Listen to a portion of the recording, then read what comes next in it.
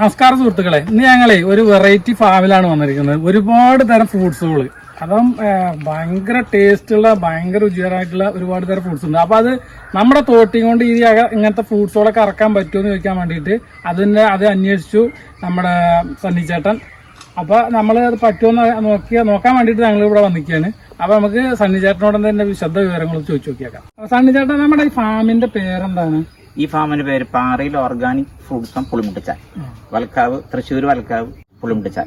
Thrissur 12 kilometre അകലെയാണ് ഈ farm നിലനിൽക്കുന്നത്. ഇവിടെ നമുക്ക് നിലവിൽ കുറെ വെറൈറ്റി ഫ്രൂട്ട്സുകളുണ്ട്. മെയിനായിട്ട് റംബൂട്ടാൻ, മാംഗോസ്റ്റിനാണ് കൃഷി ചെയ്യണം.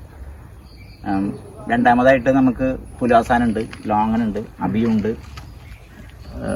പിന്നെ ഹണിയുണ്ട്. വിവിധ തരത്തിലുള്ള കൃഷികളാണ് ഇവിടെ ചെയ്തുകൊണ്ടിരിക്കുന്നത്. ഇതിപ്പോ എത്ര ഏക്കർ? 5 ഏക്കറിലാണ് ഫാം നിൽക്കുന്നത്. 2010 തുടങ്ങിയതാണ്. 2010. ഓക്കെ. നല്ല അടിപൊളിയായിരുന്നു, നല്ല രസമുണ്ട് ഫാം. അത് നമുക്ക് പുലാസൻ എന്ന് പറഞ്ഞിട്ടുള്ള ഒരു ഫ്രൂട്ട്സ് ആണ്. അറക്കാൻ കുറച്ച് ഞെട്ടുതലുണ്ടെങ്കിൽ അറക്കാനൊക്കെ കുഴപ്പമൊന്നുമില്ല, സുഖമായിട്ട് അറക്കാൻ പറ്റുന്നത്. പിന്നെ നമുക്ക് വരുന്നത് മാംഗോസ്റ്റിനാണ്. മാംഗോസ്റ്റിൻ നമ്മൾ എന്താണെന്ന് വെച്ചാൽ ആദ്യം കണ്ടോക്കി നോക്കുമ്പോൾ ആദ്യമായിട്ടാണ് ഞങ്ങൾ മാംഗോസ്റ്റിൻ കാണുന്നത് ഒരു മരത്തിൽ.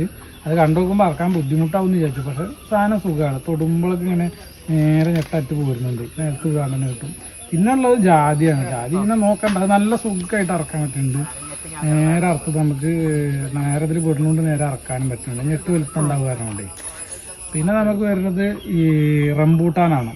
റംബൂട്ടാൻ നമുക്ക് ഒരുപാട് കൊലയിലുള്ള അതിന് പഴുത്തത് മാത്രം നോക്കി ഇറക്കാം.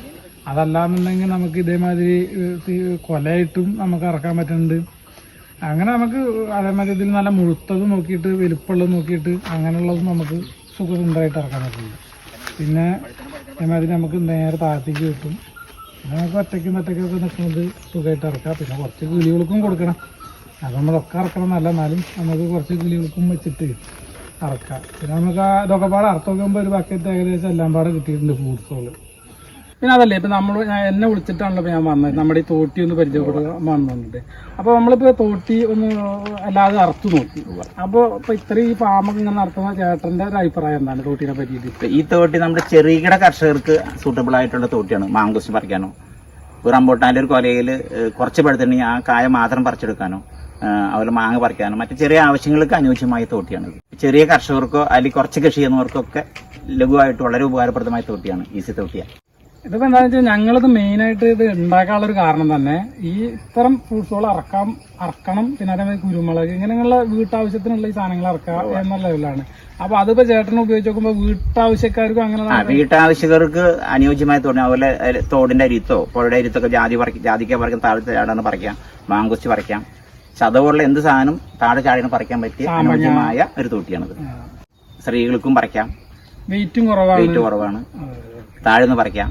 പല വിവിധ ആവശ്യത്തിന് ഉപയോഗിക്കുന്ന ഒരു തോട്ടിയാണിത്. അപ്പൊ ഇതൊക്കെയാണ് നമ്മുടെ സണ്ണി ചേട്ടന്റെ ഈ ഫാമിലെ വിശേഷങ്ങള്. നമ്മുടെ തോട്ടി ആവശ്യക്കാരുണ്ടെങ്കിൽ നമ്മുടെ ഈ നമ്പറിൽ കോൺടാക്ട് ചെയ്യുക. മാക്സിമം ആൾക്കാർക്ക് ഒന്ന് ഷെയർ ചെയ്യുക, സബ്സ്ക്രൈബ് ചെയ്യുക. Okay, thank you.